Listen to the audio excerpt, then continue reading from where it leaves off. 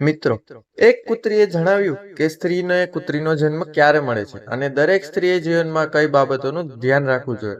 મિત્રો, આજે તમને ખૂબ જ રસપ્રદ અને જ્ઞાનવર્ધક કહાની સાંભળવા જઈ રહ્યો છું, જેને સાંભળીને તમને જાણવા મળશે કે કોઈની ભક્તિ કે કોઈની શ્રદ્ધાનો મજાક ઉડાવનાર વ્યક્તિને ઈશ્વર કેવો દંડ આપે છે. આ કહાની પરથી તમને ખૂબ જ સારો બોધ મળવાનો છે. આ કહાની છે એક વૃદ્ધ ડોસીમાની, જે રાત દિવસ ભગવાનની ભક્તિમાં ડૂબેલી રહેતી હતી અને તેના જ પરિવારના લોકો તેમની શ્રદ્ધા, વિશ્વાસ અને ભક્તિને ઢોંગ માનીને તેમનો મજાક ઉડાવતા હતા. મિત્રો, કહાની શરૂ કરતા પહેલા તમને વિનંતી છે કે આ વિડીયોને અંત સુધી જોડાયેલા રહેજો અને વિડીયો પસંદ આવે તો લાઈક અને શેર અવશ્ય કરજો. જો હજુ સુધી તમે અમારી ચેનલને સબસ્ક્રાઇબ ના કરી હોય તો અત્યારે જ સબસ્ક્રાઇબ કરી દેજો તથા કોમેન્ટ બોક્સમાં એકવાર સાચા મનથી હર હર મહાદેવ અવશ્ય લખી દેજો, જેથી ભગવાન ભોલેનાથની કૃપા આપણા પર સૌ પર બની રહે. તો ચાલો કહાની શરૂ કરીએ. મિત્રો, ઘણા વર્ષો પહેલાની વાત છે. દેવશર્મા નામનો એક બ્રાહ્મણ હતો. દેવશર્મા ખૂબ જ ધાર્મિક અને પૂજાપાઠ કરવામાં રુચિ રાખનાર વ્યક્તિ હતો. તે દરરોજ ગંગા સ્નાન કરવા માટે જતો હતો. એક દિવસ દેવશર્મા ગંગા સ્નાન કર્યા બાદ જેવો જ કિનારે આવે છે ત્યારે તેને ગંગા નદીના કિનારે બેઠેલી એક કૂતરી મળે છે. તે કૂતરી દેવશર્માને કહે છે, હે બ્રાહ્મણ દેવતા, હું એક અધમ યોનિની પ્રાણી છું. મારા ગયા જન્મના કેટલાક કુકર્મના કારણે મને કૂતરીનું શરીર મળ્યું છે. મારે આ શરીરમાં ખૂબ જ કષ્ટ ભોગવવા પડી રહ્યા છે. જો તમે મને તમારા એક દિવસનું પુણ્ય અર્પણ કરી દો અને મારા શરીર પર ગંગાજળનો છંટકાવ કરી દો તો મારો ઉદ્ધાર થઈ જશે અને મને હંમેશા માટે આ નિંદનીય શરીરમાંથી છુટકારો મળી જશે. હે બ્રાહ્મણ દેવતા, મારા પર આટલો ઉપકાર કરી દો. મિત્રો, એક કૂતરીને મનુષ્યની જેમ બોલતા જોઈને દેવશર્મા અચંબિત થઈ જાય છે. દેવશર્મા તેને પૂછે છે કે શું હું જાણી શકું કે તું આ નિંદનીય શરીરમાં કેવી રીતે આવી છો? વિધાતાએ તને કયા પાપના કારણે કૂતરી બનાવીને મોકલી છે? તેવું કયું પાપ કર્યું હતું જેના કારણે તને કૂતરીનું શરીર મળ્યું છે?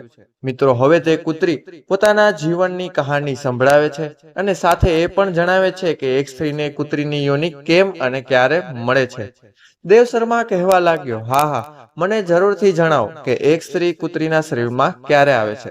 ત્યારે કૂતરી દેવશર્માને એક કહાની સંભળાવે છે અને કહે છે, હે બ્રાહ્મણ દેવતા, ધ્યાન દઈને સાંભળજો કે મનુષ્ય અધમ યોનિમાં કેમ જાય છે. ત્યારબાદ તે કૂતરી દેવશર્માને કહાની સંભળાવવાનું શરૂ કરે છે. કોઈ એક નગરમાં પોતાના 3 દીકરાઓ સાથે એક વૃદ્ધ ડોશીમા રહેતા હતા. તે વૃદ્ધ ડોશીમાના 3 દીકરાઓના લગ્ન થઈ ગયા હતા. 3 દીકરાઓની વહુઓ ઘરમાં આવી ગઈ હતી. વૃદ્ધ ડોશીમા ખૂબ જ ધાર્મિક સ્વભાવના હતા. તેમનો મોટા ભાગનો સમય પૂજા પાઠ, સત્સંગ અને ભજન કીર્તનમાં પસાર થતો હતો. તે સાધુ સંતોનો ઉપદેશ સાંભળતા હતા અને દરરોજ ગંગા સ્નાન કરવા માટે જતા હતા. ખાસ કરીને જ્યારે કારતક મહિનો આવતો ત્યારે તે વ્રત અને ઉપવાસ પણ કરતા હતા. વૃદ્ધ ડોશીમાનો મોટા ભાગનો સમય ભગવાન વિષ્ણુ અને માતા લક્ષ્મીની પૂજા અર્ચનામાં પસાર થતો હતો. ડોશીમા દરરોજ ભગવાનને ભોગ લગાવતા હતા અને ત્યારબાદ પ્રસાદ તેમના આડોશ પાડોશમાં વહેંચી દેતા હતા. ગામના બધા લોકો તેમનો ખૂબ જ આદર કરતા હતા. ડોશીમાનો એક નિયમ હતો. તે કારતક મહિનામાં દરરોજ ગંગા સ્નાન માટે જતા અને અલગ અલગ પ્રકારના વ્યંજન બનાવીને ભગવાનને ભોગ અર્પણ કરતા હતા. ક્યારેક તેમને કોઈ સંત મહાત્મા મળી જાય તો તેમને ઘરે બોલાવી લાવતા અને તેમની પાસેથી ઉપદેશ સાંભળતા હતા. ઘરમાં ક્યારેક હવન, ક્યારેક ભજન કીર્તન, ક્યારેક પ્રસાદનું વિતરણ, આ બધા કાર્યક્રમ ચાલુ જ રહેતા. વૃદ્ધ ડોશીમાના આ વર્તનથી તેમની 3 વહુઓ અને 3 દીકરાઓ હંમેશા નારાજ રહેતા અને તેમની પૂજા અર્ચના, ભજન ભક્તિને લઈને હંમેશા તેમનો મજાક ઉડાડતા હતા. તે ડોશીમા જે પ્રસાદ આપતા હતા તેને પણ તેઓ લેવાની ના પાડી દેતા. ત્યારે તેમની વહુઓ કહેતી કે આમાં તો તુલસીના પાન છે, તેને તો અમે ના ખાઈ શકીએ. વહુઓ કહેતી, આ ડોશી તો ફક્ત ભક્તિનો દેખાડો કરે છે. મિત્રો, આ બધી વાતો સાંભળીને તે ડોશીમા ખૂબ જ દુઃખી થતા. પરંતુ આ બધી વાતોને નજરઅંદાજ કરીને તેઓ ચૂપચાપ પોતાની ભજન ભક્તિ અને પૂજા પાઠ કરતા રહેતા. ઘણા સમય પહેલા જ તેમના પતિ આ સંસાર છોડીને જતા રહ્યા હતા. એટલા માટે તે એકલા થઈ ગયા હતા. તેમના દીકરાઓ પણ તેમની પત્નીના કહેવામાં આવીને તેમનાથી દૂર રહેતા હતા. હવે ફક્ત તેમનું મન પૂજા પાઠમાં જ લાગેલું રહેતું. તે ડોશીમાનો આવું વર્તન તેમની 3 વહુઓને સહેજ પણ પસંદ ન હતું. તે ત્રણેય વહુઓ હંમેશા વિચારતી કે અમારી આ સાસુ જ્યારે જોઈએ ત્યારે પૂજા પાઠમાં જ લાગેલી હોય છે અને કામ વગરનો ખર્ચો કર્યા કરે છે. ક્યારેક પંડિતોને તો ક્યારેક સાધુ સંતોને બોલાવે છે અને દાન પુણ્ય કરે છે. મતલબ વગરના કામ કર્યા કરે છે. જો તે મારી મરી જાય તો કેટલું સારું. જેટલા પૈસા આ પૂજા પાઠના નામ પર ઉડાવે છે, વ્યર્થના કામોમાં ખર્ચ કરી દે છે, તેટલા પૈસાથી અમારા મોજ શોખ આરામથી પૂરા થઈ જશે. અમારા પતિ કામ કરી કરીને પરેશાન રહે છે અને બીજી બાજુ આ ડોસી સંતોને ઘરમાં બોલાવે છે, તેમને દાન પુણ્ય કરે છે અને તેમને ભોજન બનાવીને જમાડે છે. તે ત્રણેય વહુઓ તેમની સાસુમા પર હંમેશા ગુસ્સો કરતી રહેતી હતી. વૃદ્ધ ડોસીમાએ પોતાના દીકરાઓને ખૂબ જ લાડ અને પ્રેમથી ઉછેર્યા હતા, પરંતુ તેના ત્રણેય દીકરાઓ નાલાયક નીકળ્યા. તેઓ તેમની માનું સહેજ પણ ધ્યાન નહોતા રાખતા અને હંમેશા પોતાની પત્નીઓના કહેવા પ્રમાણે જ ચાલતા હતા. તેમની વાત માનીને હંમેશા તેમની મા સાથે ખરાબ વ્યવહાર કરતા હતા. તે વૃદ્ધ ડોસીમાં દિવસ રાત પોતાના સંતાનો માટે આંસુ વહાવતી રહેતી અને ભગવાનને પ્રાર્થના કરતી કે ભગવાન, મેં ક્યારેય પણ કોઈનું ખોટું વિચાર્યું નથી, તો પછી મારી સાથે કેમ ખરાબ થઈ રહ્યું છે? મારા દીકરાઓ મારાથી કેમ અલગ થઈ રહ્યા છે? તેઓ ભગવાનની ભક્તિ કરવાથી અને પૂજા પાઠથી આટલી નફરત કેમ કરે છે? એક દિવસે વૃદ્ધ ડોસીમાં ભગવાનની સામે બેસીને આંખમાં આંસુ સાથે ભગવાનને વિનંતી કરી રહ્યા હતા કે હે પ્રભુ, મારા દીકરાઓને સાચો રસ્તો દેખાડજો. મારા દીકરાઓ અને તેમની પત્નીઓ ક્યારેય તમારી પૂજા પાઠ નથી કરતા. ઉલટાનું તે મારો મજાક ઉડાવે છે. મારી ભક્તિ અને મારી શ્રદ્ધાને ઢોંગ સમજે છે. તેમને સદબુદ્ધિ આપજો. મિત્રો, આ રીતે તે વૃદ્ધ ડોસીમાં ક્યારેય પણ ભગવાનની પૂજા અર્ચના કરવાનું, દાન દક્ષિણા દેવાનું અને ગંગા સ્નાન કરવાનું બંધ ન કર્યું. તે ખૂબ જ ચિંતા રાખીને પોતાના નિયમોનું પાલન કરતી હતી. પરંતુ તેમની ત્રણેય વહુઓ ખૂબ જ દુષ્ટ હતી. તે ત્રણેય વહુઓએ નક્કી કરી લીધું કે હવે આ વૃદ્ધ ડોસીમાને આપણે પોતાની સાથે નહીં રાખીએ. આપણે ભાગ પાડીને અલગ થઈ જશું. અલગ થવાના ઘણા ફાયદા થઈ જશે. આપણે પોતાની મરજીથી હરીફરી શકીશું, મનમાં આવે તે જગ્યાએ જઈ શકશું અને જેટલી ઈચ્છા હોય તેટલો ખર્ચ કરી શકીશું. સૌથી મોટી વાત તો એ હશે કે આપણી સાસુમાં જે પૂજા પાઠના નામ પર ફાલતુ ખર્ચા કરે છે અને દાન પુણ્યના નામે આપણા ઘરને ખાલી કરી રહી છે, તે બધું હવે બંધ થઈ જશે. મિત્રો, આવું નક્કી કરીને ત્રણેય વહુઓએ પોતપોતાના પતિની કાન ભંભરણી શરૂ કરી દીધી અને તેમને ભાગ પાડવા માટે ઉપસાવવા લાગી. નાની વહુએ તેના પતિને કહ્યું, જુઓ, મોટા ભાઈના બાળકો હવે મોટા થઈ ગયા છે અને આપણા બાળકો હજુ નાના છે. તેમના 4 બાળકો છે અને આપણા 2 બાળકો છે. હવે તેમનો ખર્ચ વધી ગયો છે. જો આપણે ભેગા રહીશું તો આપણા જ પૈસાથી તેમના બાળકો ભણશે અને એમના પાછળ ખર્ચ થઈ જશે. આપણે આપણા બાળકો વિશે પણ વિચારવું જોઈએ. જો આપણે અલગ થઈ જશું તો સારી રીતે આપણે આપણા બાળકોની દેખભાળ રાખી શકીશું. ઉપરથી સાસુમાનો પણ ખર્ચો આપણા પર વધારે છે. તે હરેક સમય પૂજા પાઠમાં ધન ખર્ચ કરતી રહે છે. જ્યારે આપણે અલગ થઈ જશું ત્યારે આ ડોસી પણ પોતાની મનમરજી પ્રમાણે ખર્ચ નહીં કરી શકે. બીજી બાજુ તે કુતરી દેવશર્માને કહે છે કે હે બ્રાહ્મણ દેવતા, આ રીતે નાની વહુએ તેના પતિના કાન ભરીને અલગ થવા માટે તેને રાજી કરી લીધો. બીજી બાજુ વચ્ચેની વહુએ પણ તેના પતિને સમજાવ્યો કે જુઓ, બહુ થઈ ગયું, હવે ભાગલા પડી જવા જોઈએ. ભાગ પડ્યા પછી આપણે આપણી મરજીથી જીવન જીવીશું. કેટલો ખર્ચ કરવાનો છે અને કેટલો નથી કરવાનો એ બધું આપણે નક્કી કરીશું. સાસુના નખરા અને ખર્ચા હવે સહન નથી થતા. આપણે અલગ રહીને આપણા બાળકોની દેખભાળ કરવાની છે, તેમને ભણાવવા ગણાવવાના છે. જો ભેગા રહીશું તો આપણે કંઈ પણ નહીં કરી શકીએ. મિત્રો, વચ્ચેની વહુએ પણ તેના પતિના કાન ભરીને તેને પણ ભાગ પાડવા માટે રાજી કરી લીધો. બીજી બાજુ મોટી વહુએ પણ તેના પતિના કાન ભરી લીધા અને તેને પણ કહેવા લાગી કે જુઓ, આપણા બાળકો મોટા થઈ રહ્યા છે. કાલે આપણે તેના પણ લગ્ન કરવાના થશે અને આવી રીતે આપણે કમાઈ કમાઈને તમારા ભાઈઓ અને તમારા મા પર ખર્ચ કરતા રહીશું તો આપણે આપણા બાળકો માટે કંઈ પણ નહીં કરી શકીએ. એટલા માટે આપણે જલ્દી ને જલ્દી ભાગ પાડી લેવા જોઈએ. ત્રણેય વહુઓએ પોતાના પતિને અલગ અલગ રીતે સમજાવીને તેમના મગજમાં ભાગ પાડવાની વાત નાખી દીધી. ત્રણેય ભાઈઓ હવે ભાગ પાડવા માટે તૈયાર થઈ ગયા હતા. ત્રણેય ભાઈઓ ગામના 5 પંચોને બોલાવી લાવ્યા અને ઘરના ભાગ પાડવાની વાત તેમની સમક્ષ મૂકી. ત્રણેય વહુઓ પણ ભાગ પાડવા માટે ત્યાં ઉપસ્થિત હતી. ગામના પંચોએ ઘરનો બધો સામાન અને ધન સંપત્તિના 4 ભાગ પાડીને અલગ કરી દીધા.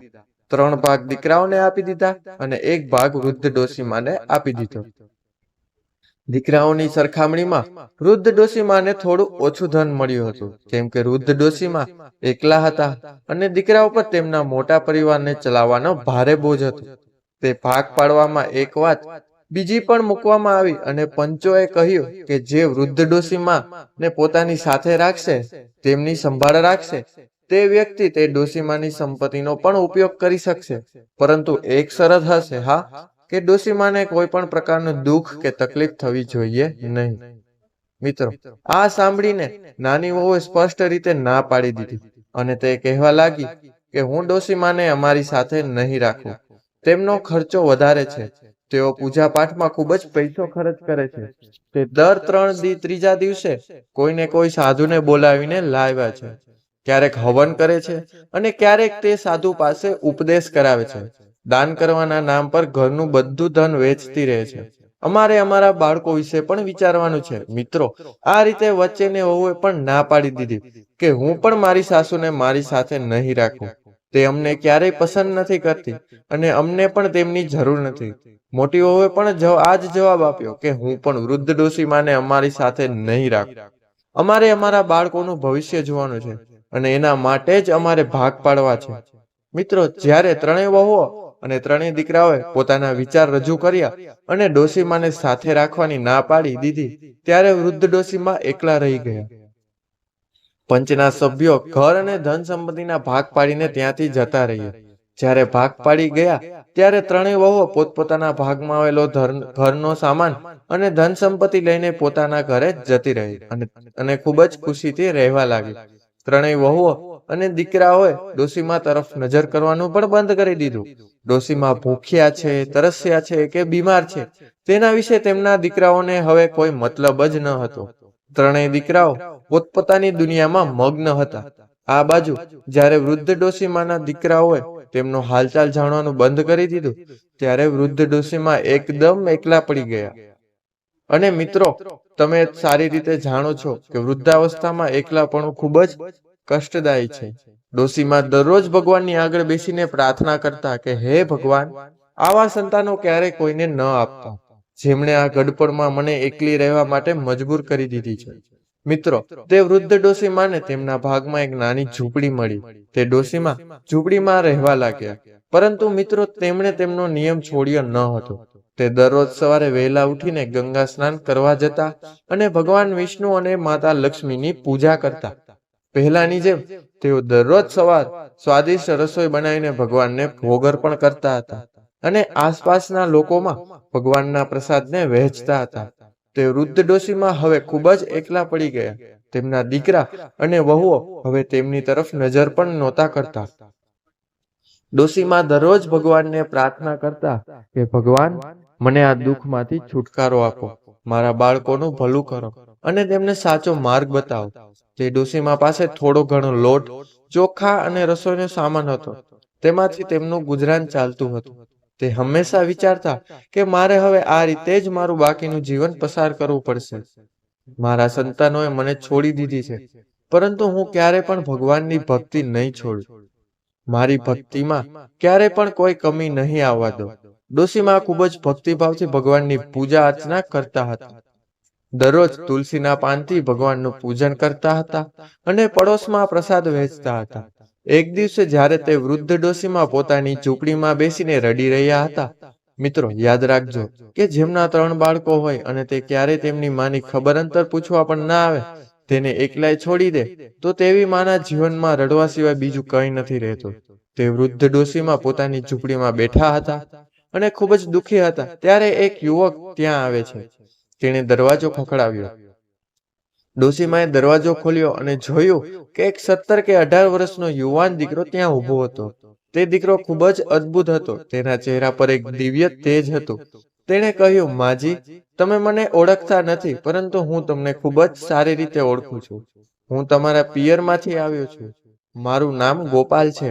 મારા પિતાજીએ મને તમારી મદદ કરવા માટે મોકલ્યો છે. મેં સાંભળ્યું હતું કે તમે અત્યારે એકલા રહો છો, તમારી મદદ કરવા વાળું કોઈ નથી. એટલા માટે હું તમારી મદદ કરવા માટે આવી ગયો છું. ગોપાલની વાત સાંભળીને તે વૃદ્ધ ડોશીમાએ ખૂબ જ આશ્ચર્ય સાથે પૂછ્યું, દીકરા, શું તું સાચે જ મારા પિયરમાંથી આવ્યો છે? મેં તો તને ક્યારેય ત્યાં જોયો નથી. ગોપાલે મુસ્કુરાવીને કહ્યું, માજી, તમે જોતા જ ક્યારે? જ્યારે તમે પિયરમાં આવતા હતા ત્યારે હું ખૂબ જ નાનો હતો. હું તમારા ભાઈનો દીકરો છું. મને જાણવા મળ્યું છે કે તમારા દીકરાઓએ તમને ઘરમાંથી કાઢી મૂક્યા છે. એટલા માટે મારા પિતાજીએ મને તમારી મદદ કરવા માટે મોકલ્યો છે. મિત્રો, આ સાંભળતાની સાથે જ તે વૃદ્ધ ડોશીમાની આંખોમાં આંસુ આવી જાય છે. તેમણે ગોપાલને અંદર બોલાવ્યો અને તેને બેસવા માટે કહ્યું. ડોશીમાએ પાણીનો ગ્લાસ અને થોડો ગોળ તેને ખાવા માટે આપ્યો. ગોપાલે પાણી પીધું અને ગોળ ખાધો. ત્યારબાદ ગોપાલે પોતાની થેલીમાંથી ખાવાનો સામાન, થોડા કપડાં અને થોડી દવાઓ કાઢી. ગોપાલે કહ્યું, માજી, આ સામાન હું તમારી માટે લાવ્યો છું. તમે ક્યારેય ભૂખ્યા ના રહેતા. હું દરરોજ તમને ખાવાનું પહોંચાડી દઈશ. ગોપાલે પોતાના હાથોથી તે વૃદ્ધ ડોશીમાને ભોજન કરાવ્યું. વૃદ્ધ ડોશીમાએ તેને ખૂબ જ આશીર્વાદ આપે છે અને કહ્યું, દીકરા, તે મારી પીડાને સમજી છે, મારું એકલાપણું દૂર કર્યું છે. હું ભગવાનને પ્રાર્થના કરીશ કે ભગવાન તને ખૂબ જ સુખી રાખે અને તું જીવનમાં ખૂબ જ પ્રગતિ કર. તારા જીવનમાંથી સુખ સમૃદ્ધિ ક્યારેય ઓછા ન થાય. વૃદ્ધ ડોશીમાને ભોજન જમાડીને અને તેમની સેવા કરીને ગોપાલ તેમની વિદાય લઈને ત્યાંથી જતો રહે છે. ડોશીમા ભગવાનનો ખૂબ જ આભાર માને છે અને કહે છે કે હે પ્રભુ, તમે સાચે જ મારી પીડાને સમજી લીધી છે. હવે હું ક્યારેય ભૂખી નહીં રહું. મારી સેવા કરવા માટે તમે મારી પાસે ગોપાલને મોકલી દીધો છે. મારા પોતાનાએ મને એકલી છોડી દીધી, પરંતુ તમે મારા માટે મારા પિયરમાંથી ગોપાલને મોકલી દીધો. મિત્રો, હવે તે વૃદ્ધ ડોશીમાને દરરોજ ભોજન મળી જતું હતું. તે પહેલાની જેમ જ ભગવાનને ભોગ અર્પણ કરતી અને આડોશ પાડોશમાં પ્રસાદ વહેંચતી. પરંતુ તેમની ત્રણેય વહુઓ ડોશીમાની આ હરકતો જોઈને મનમાં ને મનમાં ઈર્ષા રાખતી હતી. ડોશીમાની સુખ શાંતિ એ ત્રણેય વહુઓથી હજમ નહોતી થતી. એ હંમેશા વિચારતી કે આ ડોશી ક્યાંકથી આટલું બધું ભોજન લઈ આવે છે. તેની પાસે કોઈ કમાનારું પણ નથી, તો પછી ડોશી આટલી તંદુરસ્ત કેવી રીતે થઈ રહી છે? ત્રણેય વહુઓને વૃદ્ધ ડોશીમાના આ સ્વાસ્થ્ય જોઈને ખૂબ જ ઈર્ષા થતી. તેઓ એકબીજાની સાથે મળીને વિચાર કરી રહી હતી કે બહેન, આપણે તેને એટલા માટે અલગ કરી હતી કે તે ભૂખી અને તરસી રહીને જલ્દી મરી જાય અને તેના ભાગનું ધન જલ્દી ને જલ્દી આપણને મળી જાય. પરંતુ મરવાની જગ્યાએ આ ડોશી તો વધારે હટ્ટીકટ્ટી થઈ રહી છે. મિત્રો, કેટલાક લોકો એવા હોય છે કે જે તમારી સુખ શાંતિ જોઈને પોતાની સુખ શાંતિ નષ્ટ કરી દે છે. એક દિવસે ત્રણેય વહુએ વિચાર કર્યો કે આપણે આ ડોશીની ઝૂંપડીએ જઈને એ વાતની જાણવી જોઈએ કે આ ડોશી શું ખાય છે અને તેની ઝૂંપડીમાં શું કરે છે. તે આટલી તંદુરસ્ત કેવી રીતે થઈ ગઈ? મિત્રો, ત્રણેય વહુએ તેવું જ કર્યું. બીજા દિવસે જ્યારે ડોશીમાં ગંગા સ્નાન માટે ગયા હતા ત્યારે સવારમાં ત્રણેય વહુઓ વૃદ્ધ ડોશીમાની ઝૂંપડીએ પહોંચી ગઈ. ઝૂંપડીમાં જઈને ત્રણેય વહુઓ જુએ છે કે ત્યાં ખાવા પીવાનો બધો જ સામાન હાજર હતો. લોટ, ચોખા, મરી મસાલા, મિષ્ટાન, બધી જ વસ્તુઓ ખૂબ જ મોટા પ્રમાણમાં હાજર હતી. વૃદ્ધ ડોશીમાની ઝૂંપડીમાં આ બધી વસ્તુઓ જોઈને ત્રણેય વહુઓ ચોંકી ઉઠી.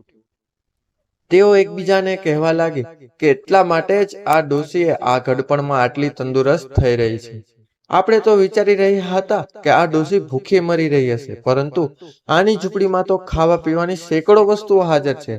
આ ડોશી આટલી ચાલાક નીકળશે તેવું તો આપણે પણ જાણતા ન હતા. ત્રણેય વહુઓ આ વિચાર કરી રહી હતી ત્યારે મોટી વહુ કહેવા લાગી, અરે અરે, ઉભા રહો, આ ડોશીએ જરૂર આ સામાન મારા ઘરમાંથી જ ચોર્યો હશે. આપણે આખો દિવસ કામમાં લાગેલા રહીએ છીએ અને આ ડોશી આપણા ઘરમાંથી ચોરી કરીને તેનું ઘર ભરતી રહે છે. હવે આપણે તેને સબક શીખડાવવો જ પડશે. વચ્ચેની વહુએ કહ્યું, હા હા, આપણે તેને બરાબરનો પાઠ ભણાવવો પડશે. નાની વહુએ પણ સંમતિ આપી. સાચું કહ્યું બહેન તમે, આપણે કંઈક કરવું જ પડશે. આ ત્રણેય વહુઓ તે ડોશીમાના ઘરમાં પડેલો ખાવા પીવાનો બધો સામાન પોતપોતાના ઘરમાં લઈ જવા માંડે છે. ત્યારે તેમણે જોયું કે ખાવા પીવાના બધા જ સામાનની અંદર તુલસીના પાન ભેળવેલા હતા. ત્રણેય વહુઓએ ગુસ્સામાં આવીને તુલસીના પાનને તે વસ્તુઓમાંથી કાઢીને એક ગંદા પાણીના નાલામાં ફેંકી દીધા. મિત્રો, ત્યારે એક અજીબ ઘટના ઘટે છે. ત્રણેય વહુએ જોયું કે તેમના હાથ પગ ધીરે ધીરે કૂતરાની જેમ બદલવા લાગ્યા હતા. આ જોઈને તે ડરવા લાગી અને જોર જોરથી ચિલ્લાવા લાગી. પરંતુ તેમની મદદ માટે ત્યાં કોઈ ન આવ્યું અને થોડી જ વારમાં તે ત્રણેય વહુઓ કૂતરીના રૂપમાં બદલાઈ ગઈ. મિત્રો, આ જોઈને આખા ગામમાં હડકંપ મચી ગયો. તેમના બાળકો અને તેમના પતિઓએ જ્યારે તેમને જોયા ત્યારે તે પણ ખૂબ જ હેરાન રહી ગયા. દીકરા કહેવા લાગ્યા કે જુઓ પિતાજી, મમ્મીને શું થઈ ગયું છે? ત્રણેય વહુઓના પતિ સમજી નહોતા રહ્યા કે આ શું થઈ રહ્યું છે. તેમણે વિચાર્યું કે આ કૂતરીઓને ઘરમાં રાખીએ કે ઘરની બહાર ભગાડી દઈએ. પરંતુ તે ઘર છોડવા માટે તૈયાર નહોતી. તે પોતાની ભાષામાં કંઈક કહેવાનો પ્રયાસ કરી રહી હતી, પરંતુ કોઈ પણ વ્યક્તિ તેમની વાત સમજી શકતું ન હતું. તેમના બાળકો રડી રહ્યા હતા અને પતિઓને પણ રડવું આવી રહ્યું હતું. તેમણે પોતાના બાળકોને સંભળાવતા કહ્યું, દીકરાઓ, હવે કાંઈ પણ કરી શકાય તેમ નથી. હવે આપણે માજીના આવવાની રાહ જોવી પડશે. કદાચ તે જ આનો કોઈ ઉપાય જણાવી શકે. ગામના લોકો પણ ત્યાં ભેગા થઈ ગયા અને વિચારવા લાગ્યા કે આ અનહોની કેવી રીતે થઈ ગઈ. ડોશીમાની ત્રણેય વહુઓ કૂતરીઓ કેવી રીતે બની ગઈ? કોઈને પણ કઈ સમજમાં ન આવી રહ્યું હતું. વૃદ્ધ ડોશીમા તે તો સમયે ગંગા સ્નાન કરવા માટે ગઈ હતી. બધા લોકો ડોશીમાના આવવાની રાહ જોઈ રહ્યા હતા. વૃદ્ધ ડોશીમા તો એકદમ નિશ્ચિત હતા, કેમ કે હવે તો તેમને ખાવા પીવાની કોઈ પણ ચિંતા ન હતી અને કોઈ કામ કરવાની પણ ચિંતા ન હતી. તેમની આ બધી વ્યવસ્થા ગોપાલ આવીને કરી જતો હતો. ડોશીમા ભગવાનને ભોગ લગાવીને આડોશ પાડોશમાં પ્રસાદ વેચવા માટે જતા હતા.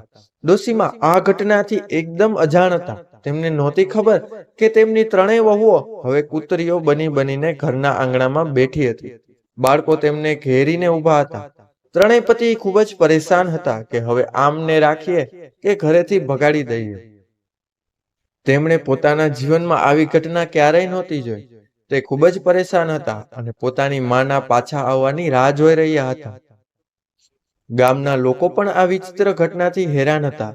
બધા લોકો એવું કહી રહ્યા હતા કે આ વૃદ્ધ ડોશીમાનું ભક્તિ અને તેમની તપસ્યાના કારણે થયું છે. કોઈ કહી રહ્યું હતું કે આ ત્રણેય વહુએ જરૂર કોઈ એવું પાપ કર્યું હશે કે જે ના કરવું જોઈએ. મિત્રો, બીજી બાજુ ગામના કેટલાક લોકોએ વૃદ્ધ ડોશીમાને કે જે ગંગા સ્નાન કરવા માટે ગયા હતા તેમને જણાવ્યું કે માજી, તમને નથી ખબર, તમારા ઘરમાં ખૂબ જ અજીબ ઘટના બની છે. તમારી ત્રણેય વહુઓ કૂતરીના રૂપમાં બદલાઈ ગઈ છે. ડોશીમાને આ સાંભળવાની ખૂબ જ આશ્ચર્ય થાય છે. તેમણે વિચાર્યું કે આ કેવી રીતે બની શકે. તેમણે તરત જ ગંગા સ્નાન કર્યું અને ઘર તરફ ચાલવા લાગ્યા. તેમના મનમાં ઘણી બધી આશંકાઓ હતી. તેમણે ભગવાનને પ્રાર્થના કરી કે હે ભગવાન, મારા ઘરની રક્ષા કરજો અને મારા બાળકોને સદબુદ્ધિ આપજો અને સાચો રસ્તો બતાવજો. જ્યારે ડોશીમા ઘરે પહોંચે છે ત્યારે તેમણે જોયું કે ગામના બધા લોકો તેમના ઘરની સામે ભીડ લગાવીને ઊભા હતા. વૃદ્ધ ડોશીમાએ પૂછ્યું કે શું થયું અહીં? આટલી બધી ભીડ કેમ છે? ગામના લોકોએ તેમને બધી વાત જણાવી. ડોશીમાએ તેમના દીકરાને બોલાવ્યા અને પૂછ્યું કે આ બધું કેવી રીતે થઈ ગયું? તમે લોકોએ એવું શું કર્યું? ત્યારે ડોશીમાના ત્રણેય દીકરાઓએ રડતા રડતા બધી વાત જણાવી. તેમણે કહ્યું, આજે અમારાથી ખૂબ જ મોટી ભૂલ થઈ ગઈ. અમારી પત્નીઓએ તમારા ઘરના સામાનને ગંદા નાળામાં ફેંકી દીધો અને ત્યારથી જ આ ત્રણેય વહુઓ કૂતરીના રૂપમાં બદલાઈ ગઈ છે. અમને ખબર પણ નથી કે તેમણે આવું કેમ કર્યું. તેમનાથી એવું કયું પાપ થઈ ગયું? હવે તેમને પહેલાના રૂપમાં કેવી રીતે લાવી શકાય? ડોશીમાએ તેમના દીકરાઓને સાંત્વના આપી અને કહ્યું કે ભગવાન બધું જ સરસ કરી દેશે, તમે ગભરાશો નહીં. ડોશીમાએ ભગવાનને પ્રાર્થના કરી અને ભગવાનની આગળ બધી જ વાત મૂકી. ભગવાન તો બધું જ જાણતા હતા. ડોશીમાએ વિચાર્યું કે વહુઓને પહેલાના રૂપમાં લાવવા માટે જો કોઈ જાદુ કે યુક્તિ હશે તો સાધુ મહાત્મા જરૂરથી કરી દેશે. મિત્રો, તે સમયે એક સંત મહાત્મા ગામમાં આવે છે. ડોશીમાએ તેમને પોતાના ઘરે બોલાવ્યા અને બધી જ વાત વિગતે જણાવી. સાધુ મહાત્માએ પણ ધ્યાનપૂર્વક બધી જ વાત સાંભળી અને કહ્યું કે આ બધું તમારી ભક્તિ અને તપસ્યાનું ફળ છે. હે માતા, તમે ચિંતા ના કરશો, આનો ઉપાય પણ છે. ડોશીમાએ પૂછ્યું કે સાધુ મહાત્મા, કૃપા કરીને મને ઉપાય જણાવો. હું મારા બાળકોને આવી હાલતમાં નથી જોઈ શકતી. સાધુ મહાત્માએ કહ્યું કે તમારે કારતક મહિનામાં એક વિશેષ પૂજા કરવી પડશે અને તમારા સ્નાન કરેલા પાણીથી તમારી વહુઓને પણ સ્નાન કરાવવું પડશે. બ્રાહ્મણોને ભોજન કરાવીને તેમના એઠા ભોજનને આ ત્રણેય વહુને ખવડાવવું પડશે. આવું કર્યા પછી તમારી ત્રણેય વહુઓ પોતાના અસલી રૂપમાં પાછી આવી જશે. ડોશીમાએ સાધુ મહાત્માનો ખૂબ જ આભાર માન્યો અને પોતાના દીકરાઓને આ ઉપાય જણાવ્યો. દીકરાઓ કહેવા લાગ્યા, માં, અમે તમારી બધી જ વાત માનીશું. અમે આ ઉપાયને જરૂર કરીશું. મિત્રો, ડોશીમાએ કારતક સ્નાન આરંભ કરી દીધું. તેમની આ પૂજામાં તેમના ત્રણેય દીકરાઓ અને ગામના લોકો પણ હાજર હતા. દીકરાઓએ ભેગા મળીને પૂજાનો બધો જ સામાન ભેગો કર્યો અને ભગવાનને ભોગ અર્પણ કરવા માટે વ્યવસ્થા કરી. દરરોજ સવારે ડોશીમા ગંગા સ્નાન માટે જતા હતા અને સ્નાન કરેલા પાણીને એક વાસણમાં ભેગું કરી લેતા અને ત્યારબાદ તે ડોશીમા ભગવાન વિષ્ણુ અને માતા લક્ષ્મીની પૂજા કરતા હતા. મિત્રો, ડોશીમાની ત્રણેય વહુઓ પુત્રીના રૂપમાં ઘરના આંગણામાં બેસી રહેતી હતી. ડોશીમાના ત્રણેય દીકરાઓ અને તેમના બાળકોએ ઘરના બધા કામ કરવા પડતા હતા. બાળકોને તેમની માતાઓની ખૂબ જ યાદ આવતી હતી અને તે હંમેશા રડીને તેમની દાદીને કહેતા કે દાદીમાં, અમારી માં ક્યારેય ઠીક થઈ જશે. અમને અમારી માં પાછી જોઈએ છે. વૃદ્ધ ડોશીમાં બાળકોને સાંત્વના આપતી હતી અને કહેતી કે દીકરાઓ, ભગવાન બધું જ સરસ કરી દેશે. તમે ધીરજ રાખો અને ભગવાનને પ્રાર્થના કરો કે તમારી માં જલ્દીથી ઠીક થઈ જાય. મિત્રો, બાળકોને શાંત કરવા માટે ડોશીમા તેમને કહાનીઓ સંભળાવતી હતી અને તેમની સાથે સમય પસાર કરતી હતી. ડોશીમાએ પૂજા કરવા માટે 5 બ્રાહ્મણોને બોલાવ્યા. દીકરાઓએ પણ પોતાના તરફથી 5 બ્રાહ્મણોને બોલાવ્યા. આ રીતે કુલ 21 બ્રાહ્મણોને બોલાવવામાં આવ્યા. બ્રાહ્મણ માટે વિશેષ પ્રકારની રસોઈ બનાવવામાં આવી. આ બાજુ કારતક પૂર્ણિમાનો દિવસ આવ્યો અને વૃદ્ધ ડોશીમાએ પોતાના દીકરાઓની મદદ લઈને રસોઈ તૈયાર કરવા માંડી.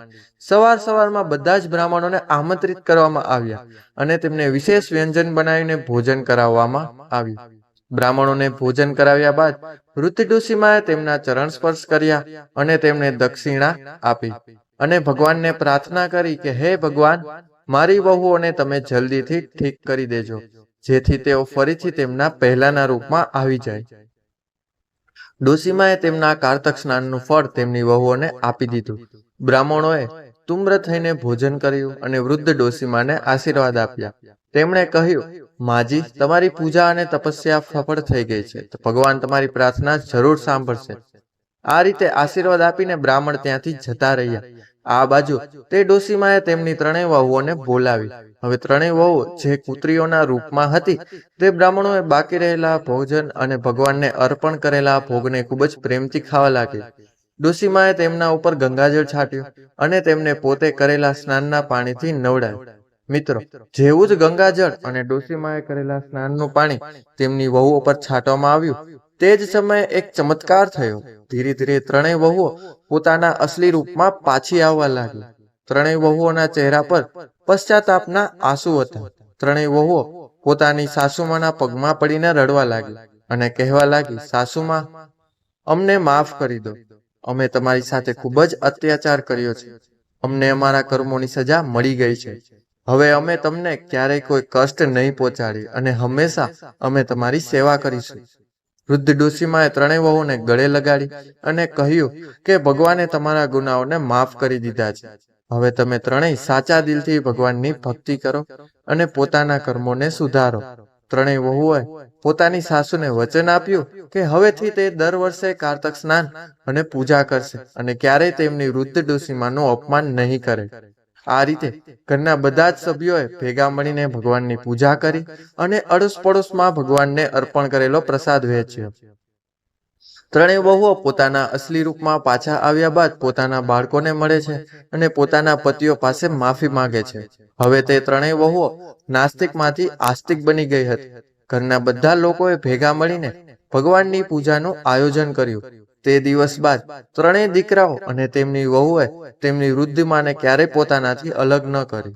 વૃદ્ધ ડોશીમાએ પોતાના દીકરાઓ અને વહુઓને સમજાવ્યું કે ભક્તિ અને સેવાનું મહત્વ શું હોય છે. આપણે દર વર્ષે કારતક સ્નાન કરીશું અને ભક્તિપૂર્વક જીવન જીવીશું. વચ્ચેની વહુએ પણ તેમની સાસુમાને કહ્યું, માજી, અમને માફ કરી દો. અમે તમારી સાથે ખૂબ જ ખરાબ વ્યવહાર કર્યો છે. હવેથી અમે તમારી ખૂબ જ સેવા કરીશું અને તમારી સાથે મળીને ભગવાનની પૂજા કરીશું. નાની વહુએ પણ તેની સાસુમાને વચન આપ્યા કે માં, હવે આપણે બધા ભેગા મળીને રહીશું અને તમને કોઈ પણ પ્રકારની તકલીફ નહીં થવા દઈએ. આપણે દર વર્ષે કારતક સ્નાન અને પૂજા કરીશું. મિત્રો, વૃદ્ધ ડોશીમાં ખૂબ જ ખુશ થાય છે અને પોતાના બાળકોને ખૂબ જ આશીર્વાદ આપે છે. હવે ઘરમાં બધા હળી મળીને રહેવા લાગ્યા. બીજા વર્ષે કારતક પૂર્ણિમાના દિવસે પરિવારના બધા જ સભ્યોએ ભેગા મળીને એક વિશેષ પૂજાનું આયોજન કર્યું. ઘરને શણગાર્યું અને ભગવાન વિષ્ણુ અને માતા લક્ષ્મીની વિશેષ આરાધના કરવામાં આવી. ત્રણેય વહુઓ સવારે વહેલા ઉઠીને ગંગા સ્નાન માટે જાય છે અને સ્નાન કર્યા બાદ ભગવાનને અર્પણ કરવા માટે ભોગ તૈયાર કરે છે. ડોશીમાએ શીખડાવ્યું કે કેવી રીતે તુલસીના પાનનો ઉપયોગ કરવાનો છે અને ભગવાનને ભોગ લગાવવાનો છે. ડોશીમાએ શીખડાવ્યું કે તુલસીના પાનમાં દિવ્ય શક્તિ હોય છે અને તુલસી ભગવાનને ખૂબ જ પ્રિય છે. આપણે સાચા મનથી તુલસીની પૂજા કરવી જોઈએ અને ક્યારે પણ તુલસીનો અનાદર કરવો જોઈએ નહીં. તુલસી માતા ભગવાનને ખૂબ જ પ્રિય હોય છે. વિચારો, જે તુલસીની તે પોતાના મસ્તક પર બેસાડીને રાખે છે, તો ભગવાનને તે તુલસી માતાને કીચડમાં કેવી રીતે જોઈ શકે? ભગવાનની કૃપાથી ડોશીમાના પરિવારમાં હવે સુખ અને સમૃદ્ધિ આવી ગઈ હતી. ત્રણેય ભાઈઓનો વેપાર ધંધો હવે ખૂબ જ સારી રીતે ચાલી રહ્યો હતો અને ઘરમાં ખુશીનો માહોલ હતો. હવે ત્રણેય વહુઓ પણ તેમની સાસુની ખૂબ જ સારી રીતે સેવા કરી રહી હતી અને દરેક કામમાં તેમની મદદ કરતી હતી.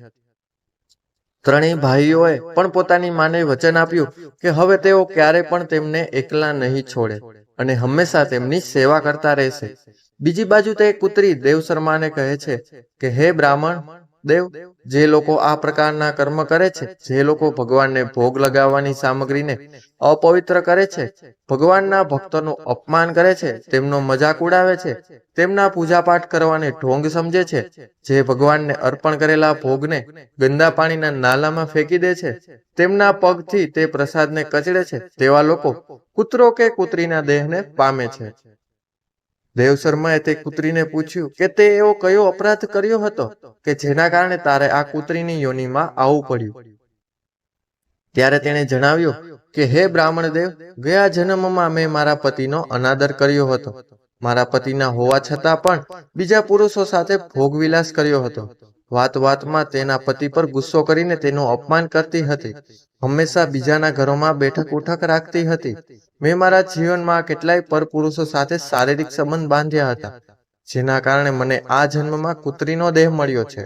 હે બ્રાહ્મણ દેવ, મેં ક્યારે પૂજા પાઠ નથી કર્યો અને ક્યારે પણ ગંગા સ્નાન પણ નથી કર્યું. ઉલટાનું આવા લોકોથી હું ઈર્ષા રાખતી હતી અને તેમનો મજાક ઉડાડતી હતી. જો તમે મને તમારા એક દિવસના ગંગા સ્નાનનું પુણ્ય આપી દો અને મને ગંગા જળથી સ્નાન કરાવી દેશો, તો હું આ બધા પાપમાંથી મુક્ત થઈ જઈશ, મારો ઉદ્ધાર થઈ જશે. મિત્રો, કૂતરીની આ વાત સાંભળ્યા બાદ દેવશર્માએ તરત જ પોતાના એક દિવસનું ગંગાજળનું ફળ તે કૂતરીને આપી દીધું અને તેને ગંગાજળથી સ્નાન કરાવ્યું. જોત જોતામાં તે કૂતરી એક સુંદર અપ્સરાના રૂપમાં બદલાઈ ગઈ અને દિવ્ય દેહને પ્રાપ્ત કરીને તે ભગવાનના ધામમાં પહોંચી ગઈ. મિત્રો, આ કહાનીમાંથી શીખવા વાળી વાત એ છે કે આપણે ક્યારેય પણ કોઈના પૂજા પાઠ કરવા પર, કોઈના ધાર્મિક હોવા પર ક્યારેય ટીકા ચર્ચા ન કરવી જોઈએ અને ક્યારેય પણ તેમના પર દેવી દેવતા અને પૂજા પાઠનું અપમાન ન કરવું જોઈએ. બીજી વાત, મા બાપના વૃદ્ધ થવા પર ક્યારેય પણ તેમને પોતાનાથી અલગ કરવા જોઈએ નહીં. ભગવાનને અર્પણ કરવામાં આવેલી પ્રસાદીને ક્યારેય પણ પગ નીચે કચડવી ન જોઈએ, નહીં તો પરમાત્મા ક્રોધના ભોગ બની પડશે. અને યાદ રાખજો, પરમાત્માની લાઠી એવી પડી છે કે જે દેખાતી પણ નથી અને દર્દ પણ ઘણું બધું આપે છે. તો મિત્રો, આ કહાની પરથી તમે શું શીખ્યા અને તમને આ કહાની કેવી લાગી તે કોમેન્ટ કરીને જરૂર જણાવજો. અને વિડીયો પસંદ આવ્યો હોય તો તેને લાઈક કરજો અને શેર કરજો તથા અમારી ચેનલ સ્વાસ્થ્ય જાણકારીને સબસ્ક્રાઇબ જરૂર કરી દેજો. આપણે ફરીથી મળીશું એક આવા જ નવા માહિતીથી ભરપૂર વિડીયો સાથે. અને કોમેન્ટ બોક્સમાં એકવાર જય માં લક્ષ્મી અથવા તો હે નારાયણ વિષ્ણુ અવશ્યથી લખી દેજો. તો મળીશું હવે મિત્રો નવા વિડીયો સાથે. ત્યાં સુધી બધાને જય શ્રી કૃષ્ણ, રાધે રાધે, હર હર મહાદેવ. વિડીયોને અંત સુધી બધાએ નિહાળ્યો તે બદલ ખૂબ ખૂબ આભાર. ધન્યવાદ.